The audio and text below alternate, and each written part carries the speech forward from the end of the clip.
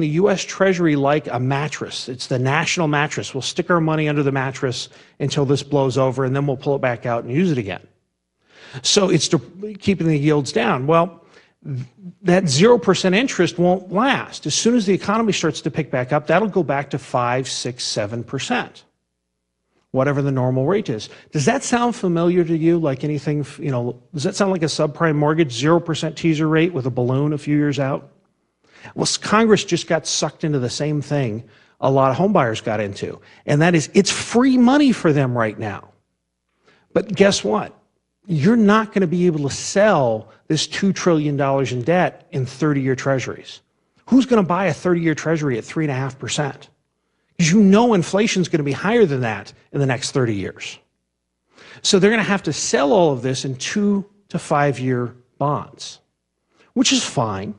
But in 2 to 5 years, interest rates are going to be higher again, and they're going to have to refinance this. Well, we already know they're not going to raise taxes enough to cover that, so the only other option is to print more money to cover the additional interest costs. What I have just described has happened before. This is what happened in the 1970s. Think back, you had LBJ, guns and butter, big increase in spending, took us off the gold standard. Nixon presidency takes us off, we're still off the gold standard. Wage and price controls, printing of more money. Got through that recession in the early 70s. What happened in the late 70s when all that came due again? Interest rates went through the roof. Inflation went through the roof.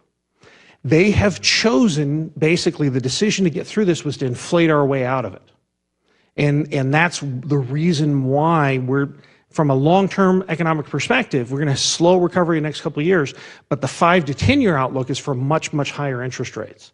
So to the extent you can lock in low rates right now, do it.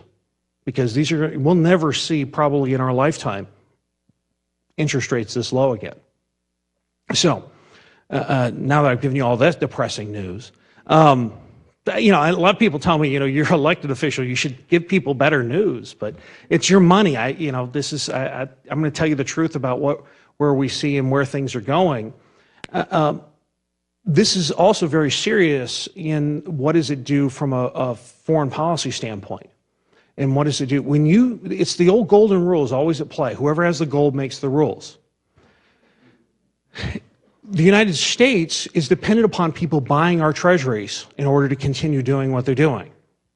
And in fact, you actually had the premier, the head of this was kind of ironic of all things. You had the head of a communist government berate the U.S. Secretary of State for spending too much government spending. It was really kind of funny, but they were literally, the Chinese premier was chewed out in diplomatic speak. Secretary Clinton, because he was really afraid that we're on a policy to inflate our way out of this and devalue our currency as a process. And they were very, very concerned about this. Why are you concerned? Well, why were they concerned? They are our #1 creditor. They buy more U.S. Treasuries than any other group or organization on the planet. We need China to buy our debt to continue our government. If they can't buy it, then they can't make their bills, just like the state of Arizona. Who's going to buy our debt? Well, China's the one buying the U.S. government's debt. And so that's the reason why yesterday the Federal Reserve voted, the Federal Reserve Bank voted to buy U.S. Treasuries. An unprecedented move. They did that to make the Chinese happy. So you've got something very serious going on in world politics, and it's all going back to, whenever you're spending more than you make, you're dependent upon whether or not people will still give you money. And who those people are, not necessarily all of them like us. And the long-term ramifications of that could be very interesting. So there is good news out here, especially in the housing area. Right now is going to be some of the best buying opportunities we'll probably ever see in our lifetime. Housing is hitting its bottom now. The prices are hitting their bottom. In fact, we're already starting to see bottom feeders moving into the market. They're coming in and they're cherry-picking sales. They're cherry-picking short sales and foreclosures and getting those that have good intrinsic value because they know, and normally you don't like seeing bottom feeders in the market, but that's a good sign. It means we're getting close to the bottom. We can start a recovery after that. But we'll get through this. We've been through this before in Arizona. We'll get through it again. It's just a matter of, the key is making sure that we never get into this problem again. We never let this situation happen, because we'll continue to ride this roller coaster, and you'll just add $1 billion or $2 billion to the swings every time. I mean, it was a $1 billion surplus and a $1 billion shortfall during the last up and down cycle. This cycle was a $2 billion surplus, now with a $3 billion shortfall. We're just going to continue to ride that roller coaster unless we fundamentally fix what's going on there. Other than that, I think we're out of time, aren't we? Thank you very much. Appreciate it.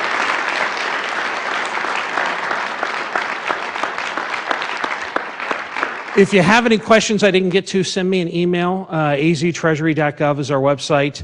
And if you want me to come out and speak to another group, or if you want to look, we do a quarterly meeting with forecasts, economic forecasts. We've got them posted on our web. You can go back and check my work from previous years. You can come in and participate in the future ones that we have. And feel free to ask me any other questions you got. You're paying for this research whether you use it or not. So thank you. Thank you for taking time out of your busy schedule and your observations and perspective. We really appreciate it. Thank you. Thanks, everybody.